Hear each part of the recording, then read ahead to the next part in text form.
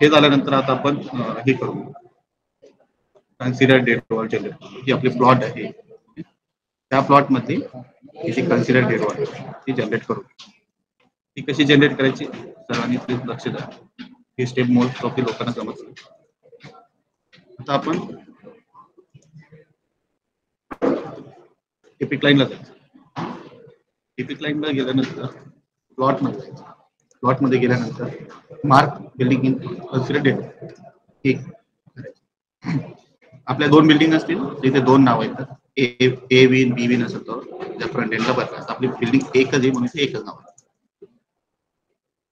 तर हे असं आल्यानंतर ते विचारते की मला मार्क करण्यासाठी फर्स्ट इंटरसेक्शन पॉईंट क्लिक करा.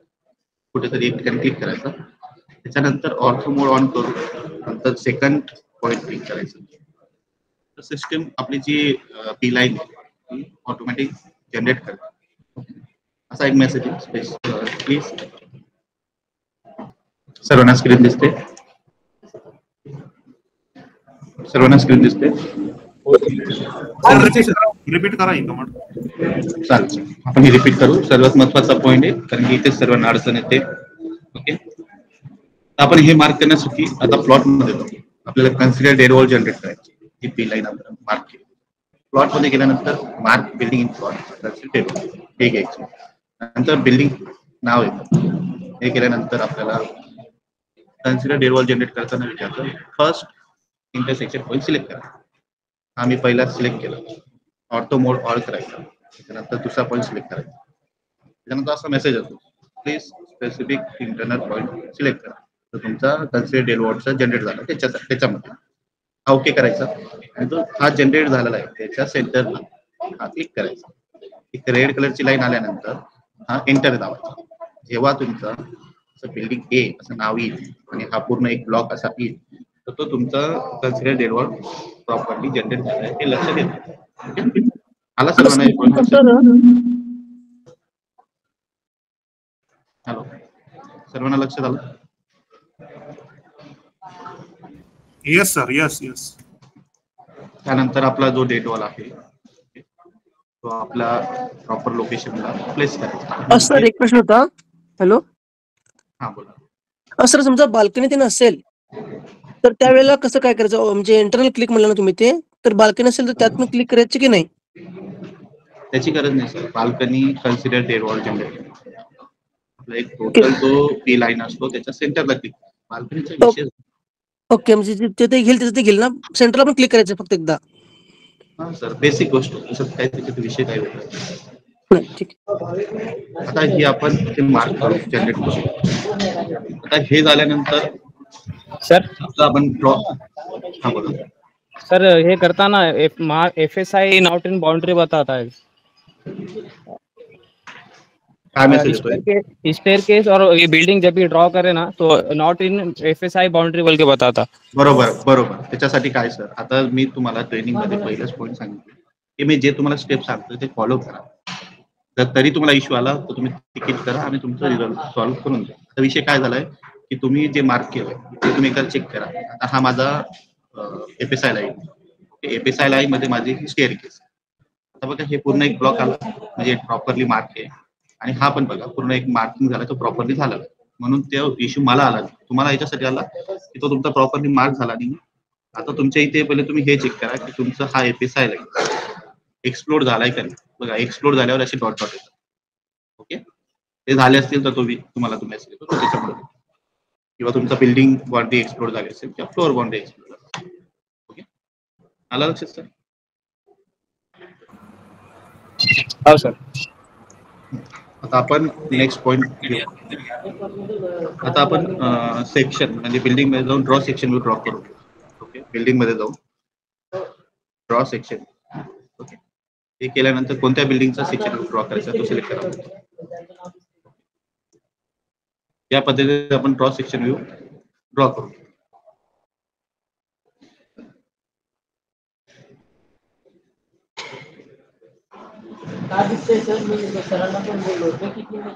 ओके, त्या पद्धतीने ड्रॉ करून घेतलं.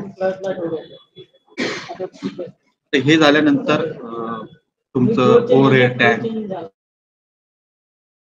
अंडरग्राउंड टँक हे तुम्हाला मार्क करायचं आहे. ओके, हे बेसिक जे पॉईंट मी तुम्हाला सांगितलं, हे बाकी जे आहेत ते आपण टाईम जाईल शॉर्टली सांगतो. बिल्डिंग मध्ये जाऊन आपल्याला mark overhead tank, underground tank mark करायचं. ते मार्क झाल्यानंतर आपला सगळ्यात महत्वाचा पॉईंट नॉर्थ हा मार्क करू. नॉर्थ मार्क करण्यासाठी आपल्याला टिपिक लाईन मध्ये जायचं, प्लॉट मध्ये जायचं. प्लॉट मध्ये गेल्यानंतर ऑर्डर मध्ये जायचं. नॉर्थ आपले जे आर्किटेक्ट त्यांना सापडत कुठे आहे ते, त्यासाठी मी तुम्हाला हे पॉईंट नोट डाऊन करायला होतोय की कशात जावं लागेल. प्लॉट मध्ये जायचं, ऑर्डर्स मध्ये जायचं आणि इथे आपल्याला नॉर्थ मार्किंग नॉर्थ इथे मार्क करायचं, त्याच्यावर क्लिक करायचं, तो नॉर्थ मार्क होऊन जातो. हे झाल्यानंतर आपल्याला आता टाईप ऑफ रूम आणि टेलिकॉम रूम हे मार्क करून घ्यायचं. आता कसं आहे, हे जे बाकी पॉईंट आहेत म्हणजे रूम मार्किंग हे कसं कुठे जाऊन करायचं हे तुम्हाला एक पॉईंट दाखवून देतो. आता समजा आपण याच्यात घेतो. सर एक मिनट ना, कोई किसी का माइक चालू है तो आपका आवाज आ रहा ही नहीं, जरा उनको माइक बंद करने बोलिए, या आपके बैकग्राउंड से आवाज आ रहा है तो उनको जरा ये करने बोलिए, आवाज बंद करने बोलिए. ठीक आहे सर. तर आपण याच्यात गेल्यानंतर आपण आता रूम मार्किंग करून घेतो. नॉर्थ मार्क झालाय. ओके, याच्यात गेल्यानंतर मार्क रूम सिलेक्ट केल्यानंतर आपल्याला 5 ऑप्शन आहेत. तुमचा रेसिडेन्शियल प्रपोजल असेल तर आपण त्याचं habitable room, other room, store, shop आणि क्लास असं मार्किंग ऑप्शन दिलं. आता आपण इथे हॅबिटेबल रूम आहे म्हणून एक सिलेक्ट केलं तर ते विचारतं तुम्हाला रूम कसा मार्क करायचा. एक रेक्टँगल मार्क करतो. हा आपण रेक्टँगल मार्क करतो आणि ते विचारतं रूमला नाव काय. आपण हा मार्क करतो. त्याच पद्धतीने तुम्हाला बाकी रूम मार्क करून घ्यायचे. बेडरूम, नंतर तुम्हाला bed, kitchen same to same इकडे मार्क करायचं. ओके, हे झाल्यानंतर मग आपल्याला टेलिकॉम रूम मार्क करायचं. ओके, टेलिकॉम रूम मार्क करण्यासाठी आपल्याला फ्लोर मध्ये गेल्यानंतर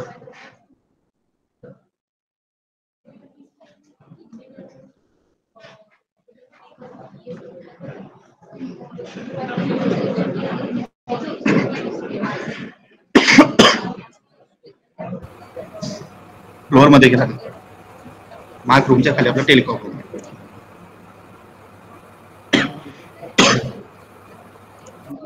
तो आपण मार्क करू.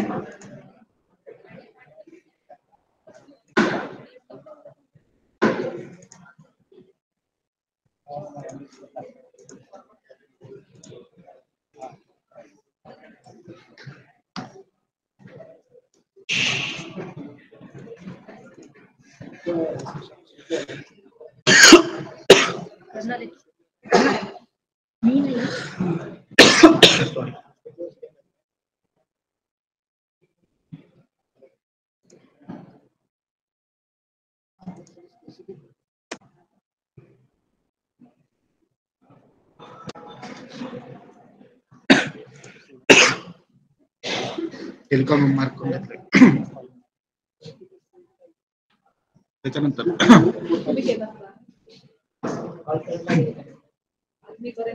मार्क आणि विंडो मार्क करून टिपिक लाईन मध्ये जायचं. फ्लोर मध्ये जायचं. फ्लोर मध्ये गेल्यानंतर आपल्याला मार्क विंडो दिले आपल्याला क्रिएट व्हेंटिलेशन विंडो, आपले डोअर असतील डोअर हे मार्क करून घ्यायचं. आपण आता ते मार्क करत बेसिक पॉईंट आहे. त्याच्यानंतर हे झाल्यानंतर आता आपल्याला रिपोर्ट जनरेट करायचं. बेसिक पॉईंट मार्क केले आपण. बाकी तुम्ही तुमच्या ड्रॉइंग नुसार room, toilet, bathroom, bed, width, staircase हे करू शकता. आता आपण रिपोर्ट जनरेट ठेवल्यानंतर आपल्याला एक मेसेज येतोय की तुमची शीट साईज, पेपर साईज काय ते. तर मी A2 साईज मध्ये जनरेट करतोय म्हणून 3. आपला रिपोर्ट जनरेटला लागला.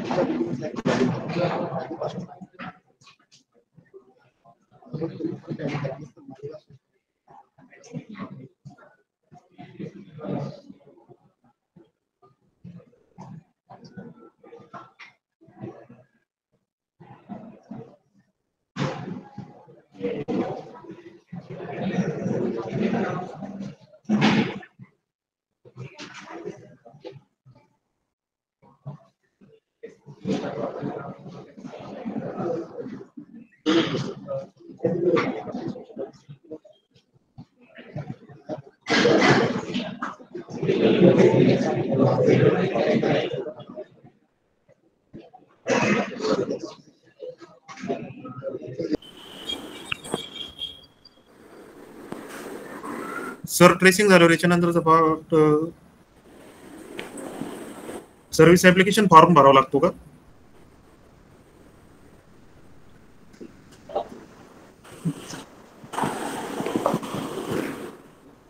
हॅलो,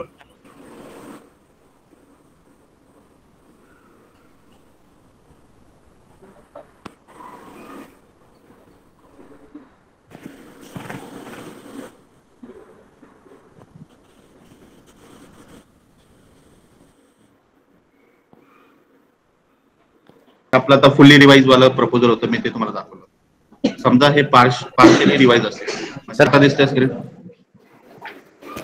हो दिसते. आता काही सिनारिओ असा असतो, समजा आपलं ग्राउंड फ्लोअर एक्झिस्टिंग आहे आणि फर्स्ट फ्लोअर प्रपोज आहे. तर इथे फक्त आपला जो हा FSI मार्क केला, ओके, हा आपण प्रपोज केला, तर इथे काय होईल?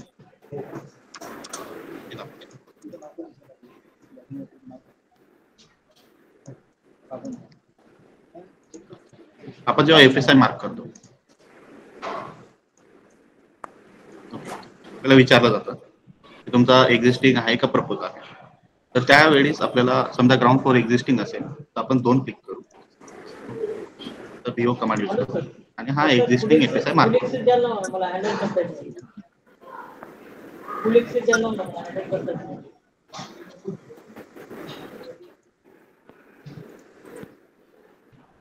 ओके, हा मार्क करून घेतलाय आणि हे आपण प्रपोज म्हणून मार्क केलं. हा सिनारिओ असतोच, कारण की फुल्ली रिवाइजचं मी तुम्हाला दाखवलं आणि पार्शियली रिवाइज मध्ये समजा हा तुमचा एक्झिस्टिंग आहे, तर आपल्याला त्याला एक्झिस्टिंग FSI मार्क करायचं, बाकी तुम्ही सर्व मार्क करावं लागेल. आणि हे जे आहे ते प्रपोज FSI, बस एवढंच आहे, दुसरं काहीच नाही. हे झालं. बाल्कनी वगैरे असेल तर मार्क करता आधी ते बनवा. बरं, इनक्लोज बाल्कनी कशी मार्क करायची मी तुम्हाला एक शॉर्टली सांगतो. फर्स्ट फ्लोअरला